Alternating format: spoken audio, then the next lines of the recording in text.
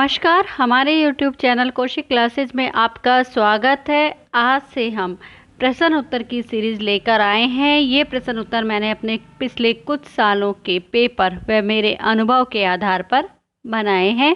आज हम कक्षा 12वीं के पीयूष प्रभा का अध्याय 1 उसने कहा था के प्रश्न उत्तर लेकर आए हैं। अगर आपने अभी तक वो वीडियो नहीं देखी है तो आप उसे जाकर देख सकते हैं और वीडियो का लिंक आपको वो नीचे मिल जाएगा। साथ ही साथ आप आई बटन पर क्लिक कर कर भी देख सकते हैं। तो हम चलिए शुरू करते हैं। पहला प्रश्न है आपका कि कल देखते नहीं ये रेशम से कड़ा शालू। लड़की के इस कथन का बालक लहना सिंह के मन पर व व्यवहार पर क्या प्रभाव पड़ा और उसने क्या प्रतिक्रिया की। इसी में ही आपका दूसरा प्रश्न भी आ सकता है, वो परिवर्तित करके भी लिख सकते हैं कि जैसे कि जब लड़की ने कहा कि है मेरी कुड़माई हो गई है तो लड़के पर इस कथन का क्या असर हुआ तथा उसने क्या किया। तो यहाँ पर इन दोनों का उत्तर एक ही है, जिसमें उन्होंने कहा कि उसने कहा था कहानी के आधार पर लड़का लड़की से पहली मुलाकात से ही अत्यधिक प्रभावित हो जाता था तथा वह उसे अपनी सहगामिनी अर्थात पत्नी के रूप में देखना चाहता था। इसीलिए उसकी कुड़माई मतलब मंगनी की बात जब उसके के मुख से सुनकर उसे बहुत ज़्यादा दुख होता है और इस कारण से उसके मन में क्रोध उत्पन्न हुआ और उसका हृदय दुख से भर गया और जिस कारण वह घर की ओर भागा और उसने रास्ते में एक लड़के को मोरी में धकेला और एक छबड़ी वाले की दिन भर की कमाई को खो दिया और एक कुत्ते पर पत्थर मारा और एक गोभी वाले के ठेले में दूध उंडेल दिया। सामने आती हुई एक वैष्णवी से टकराकर अंधे की उपाधि पाई और तब वह अपने घर पहुंचा। तो इसका उत्तर ये होगा। दूसरा आपका प्रश्न आएगा कि यह मेरी भिक्षा है, तुम्हारे आगे मैं आंचल पसारती हूँ। ये शब्द किसने व क्यों कहे और स्पष्ट उत्तर दीजिए। तो इसका उत्तर ये होगा, ये शब्द सूबेदारनी ने लहना सिंह से कहे थे जब लहना सिंह उनसे मिलने गया था और सूबेदारनी वह लड़की थी जो बचपन में दुकान पर मिली थी। सूबेदारनी के पति व पुत्र दोनों ही लहना सिंह के साथ युद्ध में जा रहे थे। इसी बात के कारण सूबेदारनी ने लहना सिंह से उस पुरानी बात को याद करके सूबेदारनी के प्राण बचाए थे और ये भिक्षा मांगी थी कि जैसे तुमने मेरे प्राण बचाए थे वैसे ही युद्ध के मैदान में मेरे पति सूबेदार और पुत्र बोधा सिंह के प्राण बचाना। ये शब्द सूबेदारनी ने इसलिए कहे कि उसे लहना सिंह की बहादुरी और वचन पालन पर पूरा विश्वास था। तो ये आपका दूसरा उत्तर हुआ। तीसरा आपका है कि बिना फेरे घोड़ा बिगड़ता है और बिना लड़े सिपाही।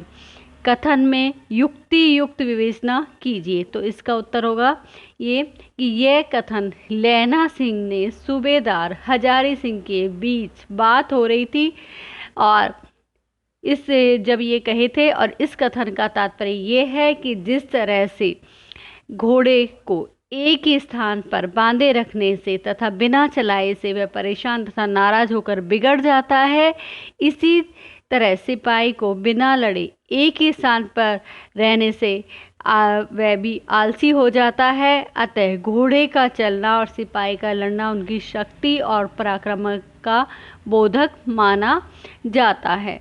तो ये आपका तीसरा उत्तर हुआ। प्रश्न नंबर 4 है, हट जा जीने जोगिए, हट जा कर्मा वालिए, हट जा पूता प्यारिए, बच जा लक्ष्मी उमरा वालिए। तो यहाँ पर प्रस्तुत शब्द कौन और क्यों कह रहा है।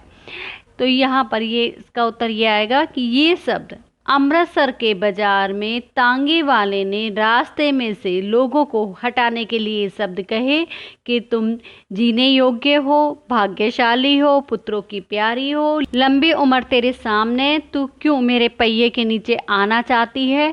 तांगे वाले की इस आवाज़ को सुनकर पैदल चलने वाले लोग उन्हें स्वयं ही रास्ता छोड़ देते हैं। तो इसका उत्तर ये होगा। आपका 5वां प्रश्न है कि उसने कहा था कहानी की मूल चेतना को स्पष्ट कीजिए या उसने कहा था, कहानी की कथा वस्तु प्रेम, त्याग और कर्तव्यनिष्ठता की श्रेष्ठता को बतलाने वाली है। उपयुक्त उदाहरण सहित कथन को स्पष्ट कीजिए। तो इन दोनों का उत्तर आपका एक ही होगा।